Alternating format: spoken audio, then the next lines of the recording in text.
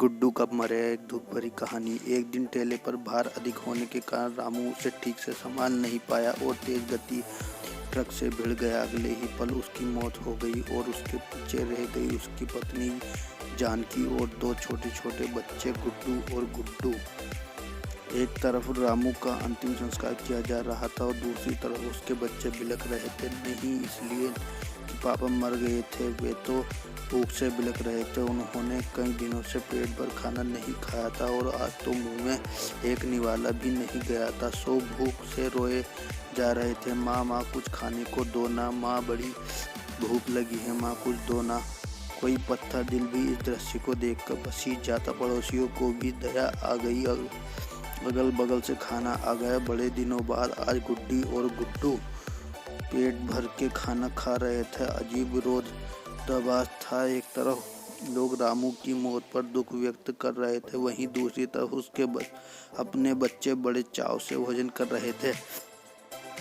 जानकी ने अगले कुछ दिन इसी तरह से उधार लेकर और इधर उधर से मांगकर अपना और बच्चों का पेट पाला, लेकिन ये कब तक चलता। लोगों ने मदद करना बंद कर दी। जानकी पागलों की तरह काम खोजने लगी, लेकिन तमाम कोशिशों के बावजूद भी किसी ने उसे काम नहीं दिया। जब थक हार कर घर लौटी तो बच्चे उम्मीद से उसकी तरफ देखने लगे। गुड्डू कुतलाती आवाज में बोला, तया लाई हो माँ, जल्दी से खिला दो, भली भूख लगी है। माँ रो पड़ी और बच्चे समझ गए कि माँ के पास कुछ भी नहीं। एक पल के लिए अजीब सा सन्नाटा पसर गया। फिर गुड्डी बोली, माँ ये गुड्डू कब मरेगा? पागल हो गई हो क्या, ऐसा क्यों बोल रही हो? माँ ने डांटते हुए बोला। माँ जब पापा मरे थे तो उस दिन हम लोगों को पेट भर खाना मिला था, गुड्डू मरेगा तो फिर खाना आएगा ना। गुड्डी की बातें सुनकर माँ की आंखें फटी की फटी रह गई। उसके पास गुड्डी की बात को कोई जवाब ना था। दोस्तों, ये सिर्फ एक कहानी नहीं है, ये दुनिया के करोड़ों लोगों की हकीकत है।